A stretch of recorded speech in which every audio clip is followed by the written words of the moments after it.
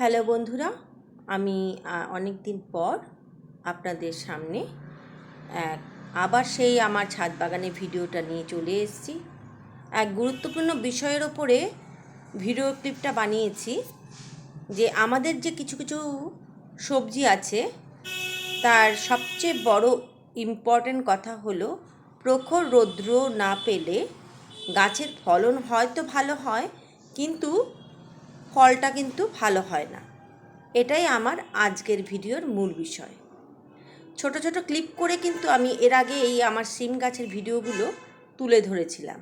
এক বৃষ্টিমুখর দিনে এই সিম গাছটাকে ছোট একটা পাত্রে ছিল, সেটাকে বড় একটা পাত্রে রিপোর্ট করেছিলাম। তার ভিডিওটা আমার স্টোরে ছিল, তাই আপনাদের সাথে শেয়ার করছি।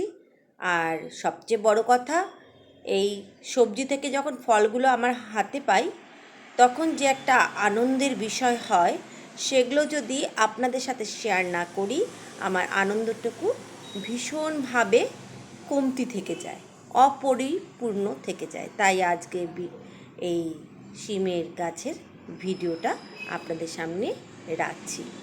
পছন্দ হলে লাইক শেয়ার অবশ্যই করে দেবেন। তবে কি, আমি সিম গাছটা দুভাবে আমি পটিং করেছিলাম। এই গাছটা অনেকটা উঁচুতে সারা দিন যাবৎ এই সিম গাছটা প্রখর রৌদ্রে ছিল। গাছের ফলনও যথেষ্ট ভালো। এবং আরেকটা গাছ আমি শেডের নিচে রেখেছিলাম, যেটা হাফ বেলার মতন আমাকে রোদ পেত। তো এটা গাছটা ভালো, ফলনও ভালো, কিন্তু পোকা ভাব দেখা দিয়েছে। সাথে আমার বান্ধবী এসছে আমাকে এই আনন্দটুকু ভাগ করে নেবার জন্যে। আপনারা দেখে নিন। শিম গাছের সাথে আমার উচ্ছেও দুটো বড় হয়েছে, তাই তুলে রেখেছি। আর শিম গাছের যে ফলনগুলো আমরা পেয়েছি, কতটা ফলেছে আপনারাই দেখে নিন। আশা করি নেক্সট টাইম সাথে থাকবেন।